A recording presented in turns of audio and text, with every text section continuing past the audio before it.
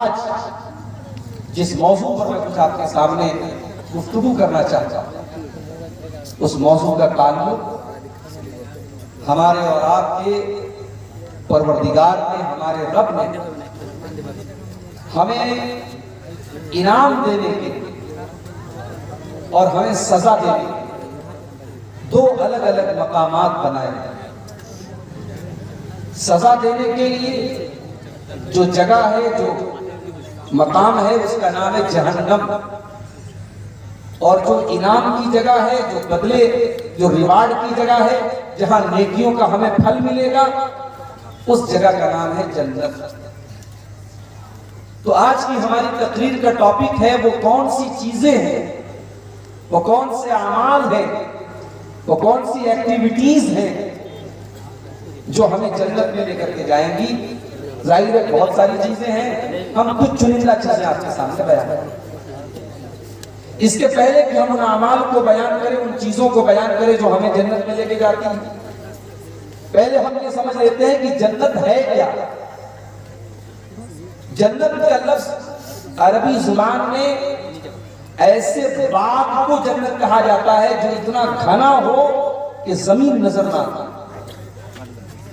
اصل میں جنہ کے معنی عربی میں کسی چیز کا غائب ہونا، اسی لیے جنات کو جن کہا جاتا ہے، کیونکہ جن جو ہوتے ہیں وہ ہمیں نظر نہیں آتے، وہ ادرش ہوتے ہیں، انویزیبل ہوتے ہیں، ہم انہیں نہیں دیکھ سکتے، وہ ہمیں دیکھتے ہیں۔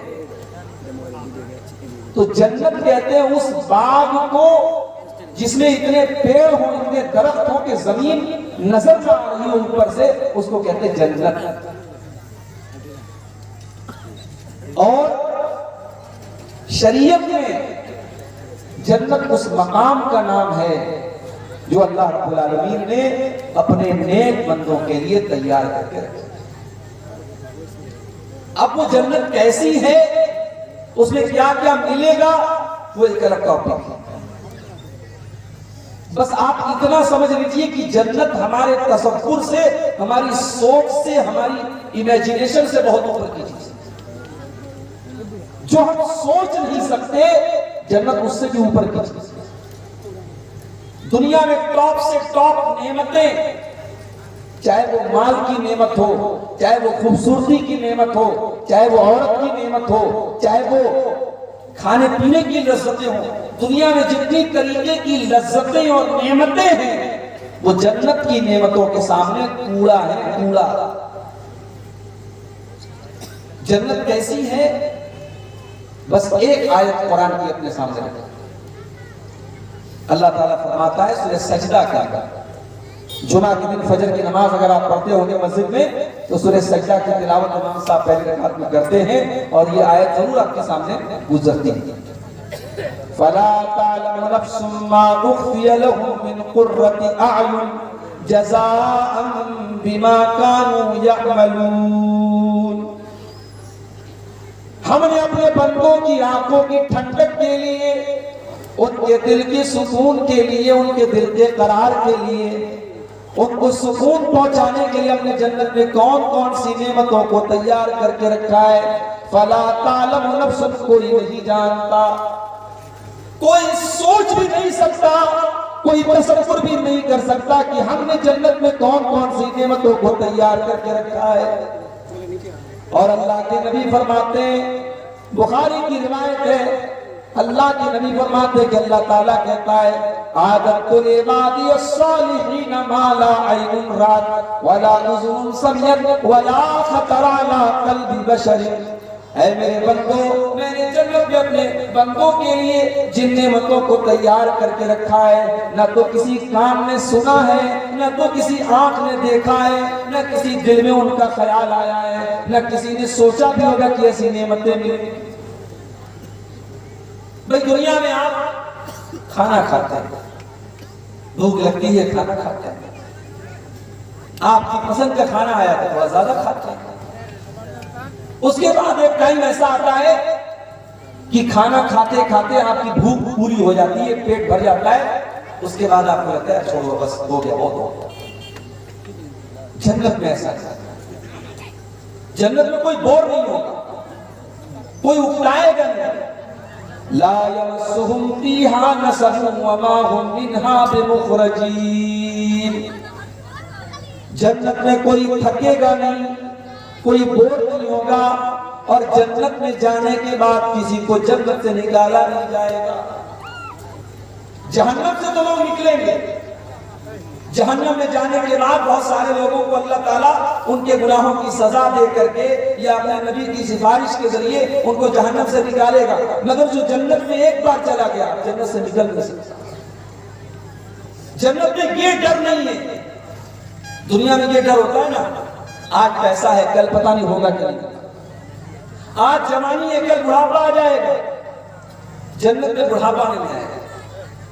جنت میں جتنے لوگ ہوں گے سب جوان ہوں گے، 30 سے 33 سال، 30 سے 33 سال کے بیچ ایئرس کے بیچ، اور جنت میں سب خوبصورت ہوں گے۔ دنیا میں اگر کوئی انسان بدصورت بھی رہے گا، جنت میں جاتے ہی ایسی ہوا چلے گی اس کو بہترین ہو جائے گا، اس کی شکل بہترین ہو جائے گا، سب کی ہائٹ ایک جیسی ہوگی، وہاں کوئی لمبا کوئی ناٹا نہیں، سب کی ہائٹ برابر ہوگی۔ اور جنت کی عورتیں اللہ اکبر، اللہ نے فرمایا سورہ الرحمن کے اندر فیہن قاصرات الطرف لم یطمثہن انس قبلہم ولا جان، جنت میں جو حوریں ہوں گی وہ نظروں کو جھکانے والی ہوگی، اتنی پاکیزہ ہوگی، ان کو کسی انسان نے کبھی ہاتھ نہیں لگایا ہوگا، کسی جنات نے کبھی ان کو ہاتھ نہ لگایا ہوگا۔ فَبِأَيِّ آلَاءِ رَبِّكُمَا تُكَذِّبَانِ، تو اے میرے بندو، اے جنات اور انسان، تم اپنے رب کی کون کون سی نعمتوں کو جھٹلاؤ گے؟ كَأَنَّهُنَّ الْيَاقُوتُ وَالْمَرْجَانُ، وہ جنت کی عورتیں اتنی سندر ہوگی، اتنی خوبصورت ہوگی، جیسے سمندر کے اندر سے نکلنے والا سیپ ہوتا ہے، جیسے سمندر کے اندر سے نکلنے والا موتی ہوتا ہے۔ سمندر کے اندر سے جو موتی نکلتا ہے وہ پیور ہوتا ہے، وہ شدھ ہوتا ہے، اصلی ہوتا ہے۔ جنت کی عورتیں بالکل پیور ہوگی، وہ انٹچڈ ہوگی، ان کو کسی نے ٹچ بھی نہیں کیا ہوگا، ان کی آنکھوں میں حیا ہوگی، وہ بے حیا نہیں ہوگی، وہ بے شرم نہیں ہوگی۔ دنیا کی عورتیں ان کا مقابلہ نہیں کر سکتی۔ اللہ کے نبی فرماتے ہیں لو ان امرأة من اہل الجنت انطلعت الى اہل الارض، اگر جنت کی کوئی عورت دنیا کی طرف جھانک لے، صرف وہ دنیا کی طرف جھانک لے، لملأت ما بینہما ریحا، تو زمین و آسمان کے بیچ میں اس کی خوشبو بھر جائے۔ صرف وہ جھانک لے، آنا تو بڑی دور کی بات ہے، اگر جنت کی عورت زمین کی طرف جھانک لے تو دنیا اس کی خوشبو سے بھر جائے۔ وَلَنَسِيفُهَا عَلَى رَاسِهَا خَيْرٌ مِّنَ الدُّنْيَا وَمَا فِيهَا، اور جنت کی عورتوں کے سر کے اوپر جو دوپٹہ ہوگا، اللہ کے نبی فرماتے ہیں وہ دنیا کی ساری نعمتوں سے بہتر ہوگا۔ پتہ یہ بھی چلا کہ جنت کی عورتیں دوپٹہ پہنتی ہیں، اس کا مطلب یہ ہوا کہ دنیا میں جو عورت دوپٹہ پہنتی ہوتی ہے اور جو پردہ کرتی ہے وہ حقیقت میں جنت میں جانے والی عورت ہے، اس لیے کہ جنتی عورت کی پہچان جو ہوتی ہے کہ اس کے سر پر دوپٹہ۔ دنیا میں آج کٹیہار میں آپ سے پوچھوں صاحب سب سے مہنگی زمین کہاں ہے؟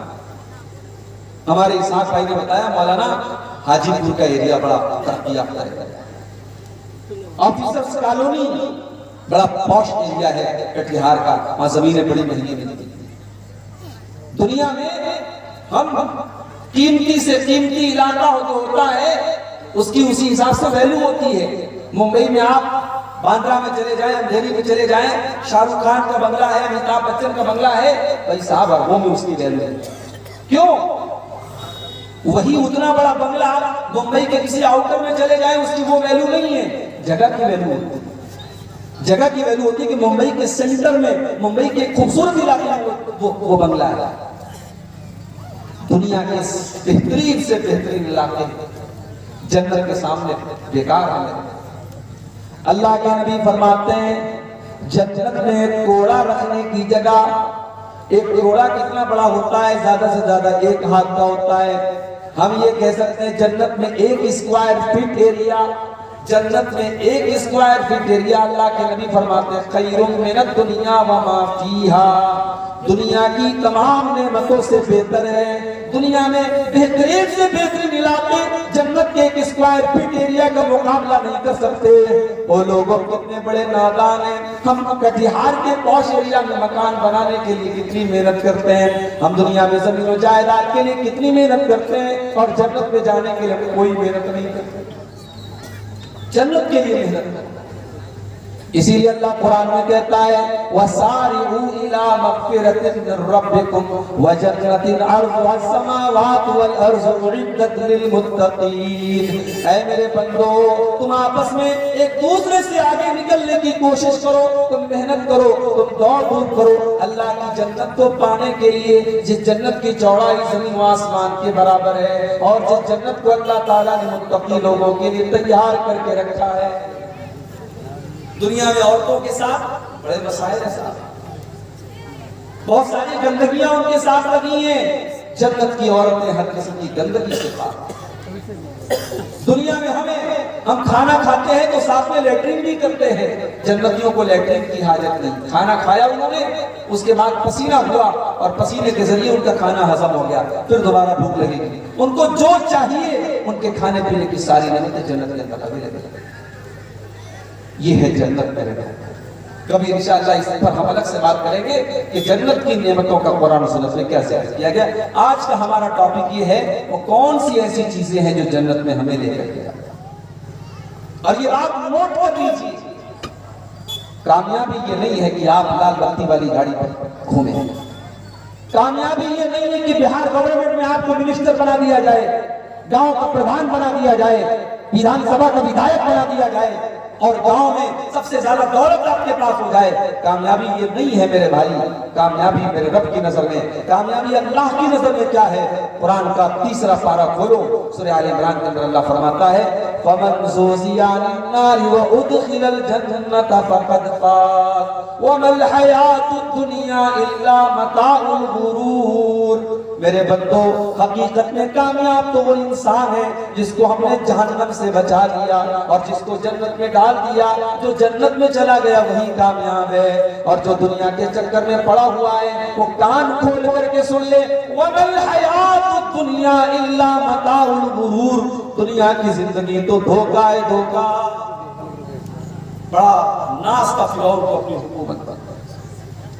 فرعون یہ سمجھتا تھا حکومت یہ کامیابی ہے, لیکن فرعون جو اپنی حکومت اور بادشاہت پر بہت غرور کرتا تھا, بہت ناز کرتا تھا, جو موسیٰ علیہ السلام کا مذاق اڑایا کرتا تھا, اللہ تعالیٰ نے اسی فرعون کو پانی میں ڈوبا کر کے مار ڈالا. پانی میں ڈوب کر کے مر گیا, اور جب مرنے لگا تو فرعون کہتا ہے کہ میں اللہ کے اوپر ایمان لاتا ہوں, میں اس اللہ کے اوپر ایمان لاتا ہوں جس اللہ کے اوپر بنی اسرائیل ایمان لاتے ہیں. اللہ نے فرمایا الآن وقد عصیت من قبل. اے فرعون آج تک تو ہماری نافرمانی کرتا رہا, آج تک تو ہمارا مذاق اڑاتا رہا, اور آج اپنے سامنے موت کو دیکھ کر کے تو ایمان لے آیا.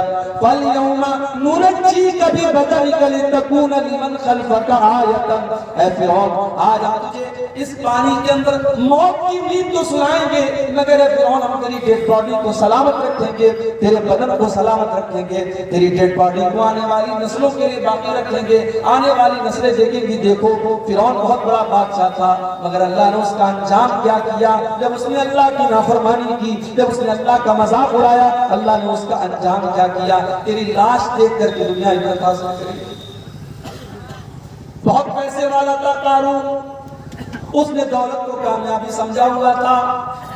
جب وہ کپڑا پہن کر سج سور کر کے سج دھج کر کے نکلا کرتا تھا تو اس کی قوم کے لوگ بیچارے بڑے بڑے جوش میں آ کر کے کہتے تھے یا لیت لنا مثل ما اوتی قارون, اے کاش ہمارے قارون کی دولت آ جائے جتنی دولت قارون کے پاس ہے. اتنی دولت تھی قارون کے پاس کہ قرآن کہتا ہے وآتیناہ من الکنوز ما ان مفاتیحہ لتنوء بالعصبۃ اولی القوہ, کہ قارون کے خزانوں کی چابیوں کو بڑے بڑے پہلوان بڑی مشکل سے اٹھایا کرتے تھے. اتنا خزانہ تھا, اتنی دولت تھی, اور قارون کو اپنی دولت پر بڑا ناز بھی تھا. قارون کہا کرتا تھا انما اوتیتہ علی علم، یہ دولت تو میرے باپ دادا سے مجھے نہیں ملی ہے، میں نے اس کو وراثت میں نہیں پایا ہے، یہ دولت تو میری نالج سے ملی ہے، میرے ٹیلنٹ سے ملی ہے، میں اس لائق تھا اس لیے مجھ کو یہ دولت ملی ہے۔ اللہ نے فرمایا ٹھیک ہے اب ہم تجھے مزہ چکھاتے ہیں۔ اللہ فرماتا ہے فَخَسَفْنَا بِهِ وَبِدَارِهِ الْأَرْضَ، ہم نے قارون کو اور قارون کے محل کو، قارون کے خزانے کو زمین کے اندر دھسا دیا، قارون کی ساری دولت بھی قارون کے ساتھ زمین کے اندر دفن ہو گئی۔ اس دنیا کی اوقات کیا ہے؟ اللہ نے ایک لفظ میں بتا دیا یہ دنیا کیا ہے، وَمَا الْحَيَاةُ الدُّنْيَا إِلَّا مَتَاعُ الْغُرُورِ، یہ دنیا تو دھوکے کا سامان ہے، یہ دنیا دھوکے باز ہے، یہ دنیا بے وفا ہے، اس دنیا نے آج تک کسی کے ساتھ وفا نہیں کی۔ آپ بیمانی کریں گے، آپ دوسروں کا حق ماریں گے، کچھ زمین بنا لیں گے، کچھ جائیداد بنا لیں گے، مگر میرے پیارے ساتھیوں جس دن موت آئے گی، جس دن دل کی دھڑکن بند ہو جائے گی، جس دن سانسوں کی ڈور تھم جائے گی، ساری زمین جائیداد آپ کے بچوں کی ہو جائے گی، آپ کے گھر والوں کی ہو جائے گی، اور آپ کے ہاتھ کیا جائے گا؟ آپ تو خالی ہاتھ آئے تھے اور خالی ہاتھ اللہ کے پاس جائیں گے، 2 گز زمین کے نیچے جائیں گے۔ میرے پیارے ساتھیوں اللہ فرما رہا ہے وَمَا الْحَيَاةُ الدُّنْيَا إِلَّا مَتَاعُ الغرور، میرے بندو یہ دنیا تو دھوکے کا سامان ہے۔ ہارون رشید ایک بہت بڑا بادشاہ گزرا ہے عباسی دور میں۔ ایک مرتبہ ہارون رشید نے اپنے دور کے بہت بڑے عالم سے پوچھا کہ مجھے کوئی نصیحت کر دیجیے، تو انہوں نے کہا کہ میں آپ کو کیا نصیحت کروں، میں آپ سے بس 2 سوال کرنا چاہتا ہوں۔ کیا سوال ہے؟ کہا مان لیجئے کہ آپ سفر پہ نکلے ہیں، ریگستان میں آپ سفر کر رہے ہیں اور بہت زور سے آپ کو پیاس لگی ہے اور دور دور تک پانی آپ کو نظر نہیں آ رہا، اور پیاس اس قدر لگی ہوئی ہے کہ پانی نہ ملا تو آپ مر جائیں گے۔ اتنے میں آتا ہے ایک آدمی اور اس کے پاس ایک پیالہ ہے اور پیالے میں 2 گھونٹ پانی ہے، وہ کہتا ہے بادشاہ سلامت یہ 2 گھونٹ پانی میں آپ کو دے سکتا ہوں، بس شرط یہ ہے کہ آپ اپنی آدھی حکومت مجھے دے دیں تو یہ 2 گھونٹ پانی آپ کو دے دیں۔ تو بادشاہ سلامت آپ یہ بتائیے کہ آپ کیا کریں گے، اس کو حکومت دے دیں گے یا نہیں دیں گے؟ بادشاہ نے کہا اگر ایسی بات ہے، اگر میری جان خطرے میں آ چکی ہے، میں اس قدر پیاسا ہوں کہ مجھے پانی نہ ملا تو میں مر جاؤں گا، تو جان سے بڑھ کے کیا ہے، میں آدھی حکومت دے کر کے وہ 2 گھونٹ پانی پی کر کے اپنی جان بچا لوں گا۔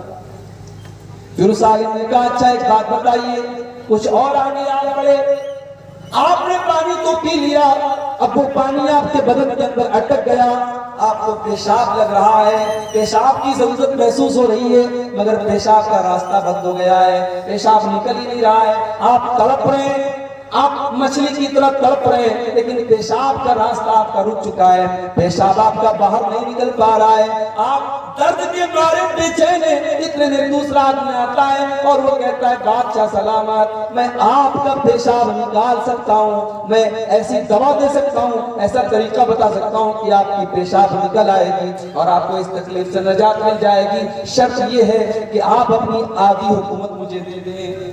تو آپ کیا کریں گے، اسے دے دیں گے آدھی حکومت؟ ہارون رشید نے کہا اگر ایسا معاملہ آ گیا، میری جان پر بن چکی ہے اور پیشاب رک جانے کی وجہ سے میں تکلیف میں پڑ گیا ہوں، تو میں تو یہی کروں گا، میں آدھی حکومت اس کو دے دوں گا اور میں اس کا آفر قبول کر دوں گا۔ کہا ہے بادشاہ سلامت بس جس حکومت کی اوقات یہ ہے کہ پانی کے چند قطرے اور پیشاب کے چند قطروں سے زیادہ آپ کی حکومت کی ویلیو نہیں ہے، اے بادشاہ سلامت اس حکومت پر کبھی ناز نہ کرنا، اس حکومت پر کبھی غرور نہ کرنا، اس حکومت پر کبھی اترانا نہیں، کبھی تکبر نہ کرنا۔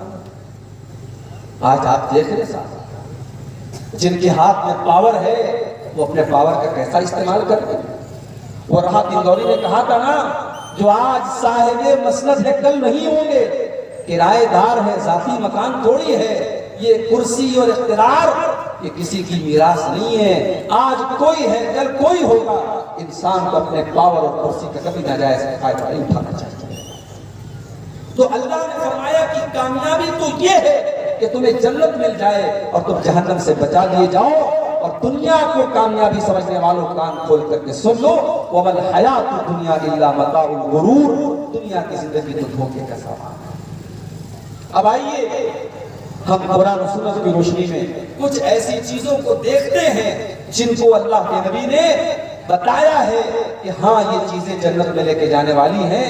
مگر میں بڑے ادب سے کہنا چاہتا ہوں میرے بھائیوں، آپ رات کے 2:30 اور 3 بجے تقریر سن رہے ہیں، یہ ٹائم ایسا ہے کہ اللہ کی قبولیت کا ٹائم ہے۔ میرے بھائیوں، اس دعا کے ساتھ آپ یہ تقریر سنیں کہ میں جو باتیں بیان کروں گا، جو اعمال بیان کروں گا جنت میں لے کے جانے والے، رب العالمین کہنے والوں والے کو اور سننے والوں کو سب کو عمل کی توفیق عطا فرمائے۔ ہم صرف کہیں نہ اور ہم صرف سنیں نہ بلکہ ہم اس پر عمل بھی کریں، اللہ ہم کو اس کی توفیق دے۔ تو آئیے ہم شروع کرتے ہیں۔ سب سے پہلی چیز جو جنت میں لے کر کے جائے گی، جس کے بغیر جنت میں آپ جا ہی نہیں سکتے، وہ کیا ہے؟ وہ توحید ہے۔ جب تک آپ توحید پر نہیں آ جائیں گے، ایک اللہ کی عبادت آپ نہیں کریں گے، ایک اللہ کے آگے آپ کا سر نہیں جھکے گا، اور ایک اللہ کی توحید کا اقرار آپ نہیں کریں گے، تب تک آپ جنت میں نہیں جا سکتے۔ اللہ کے نبی فرماتے ہیں، من شہد لا الہ الا اللہ خالصا من قلبہ دخل الجنہ، جو دل کی گہرائی سے لا الہ الا اللہ کا اقرار کرے گا، جو دل سے لا الہ الا اللہ پڑھے گا، جو دل سے کلمہ توحید کا اقرار کرے گا، جو دل سے ہر طریقے کے شرک کو مٹا دے گا، دخل الجنہ، ایسا انسان جنت میں داخل ہوگا۔ مگر آپ کیا بولیں؟ ہمارے اور آپ کے بیچ میں ایسے لوگ بیٹھے ہیں جو نماز میں آتے ہیں تو کہتے ہیں ایاک نعبد و ایاک نستعین، اے اللہ ہم تیری ہی عبادت کرتے ہیں اور تجھ ہی سے مدد مانگتے ہیں۔ اور نماز کے باہر کشتی لڑنے جاتے ہیں پہلوان کے سامنے، کہتے ہیں یا علی مشکل کشا، علی کو مشکل کشا بنا۔ اولاد چاہیے تو کسی بابا کے مزار پہ جا کے اولاد کا سوال کرتے ہیں، دولت چاہیے تو کسی کو غریب نواز کا لقب دے دیتے ہیں، مدد چاہیے تو کسی کو غوث اعظم کا لقب دے دیتے ہیں، کسی کو داتا بنا لیتے ہیں، کسی کو گنج بخش بنا لیتے ہیں۔ جو مقام اللہ کا ہے، جو درجہ اللہ کا ہے، اللہ کا ہے۔ اور اگر آپ کو یقین نہ آتا ہو، ہمارے یوپی میں بہت ساری مثالیں آپ کو مل جائیں گی۔ بریلی میں پاگل خانہ بھی مشہور ہے اور بریلی میں ایک درگاہ بھی ہے، آپ جائیں اور دیکھیں، اپنی نظروں سے اپنی آنکھوں سے دیکھیں کہ وہاں کیا ہو رہا ہے۔ میرے بھائی اجمیر چلے جائیں، آپ دلی میں نظام الدین کی درگاہ پہ چلے جائیں، کرے غیر گر بت کی پوجا تو کافر، کواکب نے مانے کرشمہ تو کافر، جھکے آگ پر پہلے سجدہ تو کافر، جو ٹھہرائے بیٹا خدا کا تو کافر، مگر مومنوں پر کشادہ ہے راہیں، پرستش کرے شوق سے جس کی چاہیں، نبی کو جو چاہیں خدا کر دکھائیں، اماموں کا رتبہ نبی سے بڑھائیں، مزاروں پہ جا جا کے نظریں چڑھائیں، شہیدوں سے جا جا کے مانگے دعائیں، نہ توحید میں کچھ فرق اس سے آوے، نہ اسلام بگڑے نہ ایمان جاوے۔ یہ مولانا حالی کا شعر ہے، انہوں نے آج سے 100 سال پہلے کہا تھا۔ 2023 آ گیا، ہم چاند پر پہنچ گئے، مگر مسلمانوں کی سوسائٹی اور سماج میں آج بھی یہ تمام چیزیں ہو رہی ہیں۔ میرے بھائیوں، جب ہم شرک کریں گے، جب اللہ کی توحید کے ساتھ غداری کریں گے، جب ہم غیر اللہ کے نام پہ بکرے ذبح کریں گے، غیر اللہ کے نام پہ مرغے ذبح کریں گے، جب اپنے بچوں کو لال کالے پیلے تعویذ پہنائیں گے، جب ہماری توحید گڑبڑ ہوگی تو اللہ کی مدد کہاں سے آئے گی؟ اللہ کے نبی کہہ رہے ہیں جو توحید پر رہے گا جنت اس کو دے۔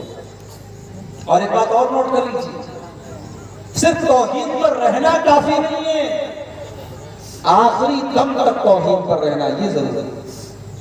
ساری زندگی انسان توحید پر رہا، مرنے کے پہلے اس نے شرک کر لیا اور جگہ توبہ کی، اس کا انتقال ہو گیا، اب اللہ تبارک و تعالیٰ کیا اس کی ساری زندگی بھر کی نیکیاں تو برباد ہو جائیں گی۔ اس لیے کہ اللہ قرآن میں کہتا ہے وَلَا تَمُوتُنَّ إِلَّا وَأَنْتُمْ مُسْلِمُونَ، اے مسلمانوں کان کھول کر کے سن لو، تمہیں موت آئے تو ایمان کی حالت میں آئے، تمہیں موت آئے تو توحید کی حالت میں آئے، مرتے دم تک تمہیں توحید کی حفاظت کرنا ہے، ایمان پر خاتمہ ہونا ضروری ہے۔ اگر ایمان پر خاتمہ نہ ہوا، اگر شرک کے اوپر تمہارا خاتمہ ہوا تو تم برباد ہو جاؤ گے۔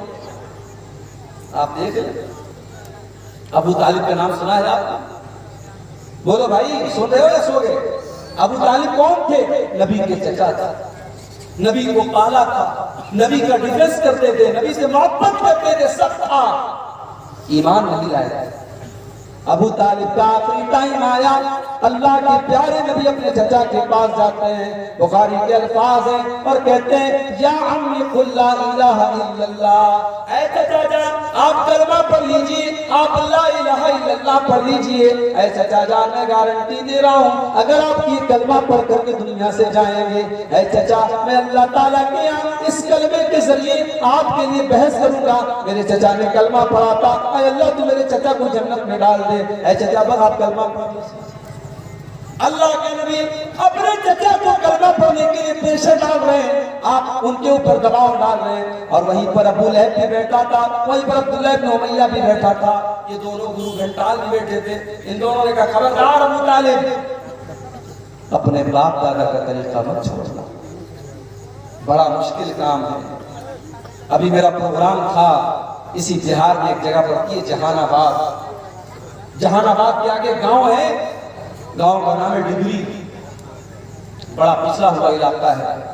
پچھلے جمعہ کو میرا پروگرام تھا، گیا وہاں بیچارے دو چار لڑکے اہل حدیث، آپ کے علاقے میں 100% لوگ اہل حدیث ہیں، آپ اللہ کا شکر ادا کریں، ورنہ اسی ہندوستان میں نہیں اسی بہار میں کتنے ایسے گاؤں ہیں میرے بھائی جہاں 2 آدمی 4 آدمی اہل حدیث سے بیچارے، وہ اگر کہیں سینے پر ہاتھ باندھے تو ان کو مارا جاتا ہے، کسی مسجد میں جا کر کے وہ آمین زور سے بولتے ان کو نکال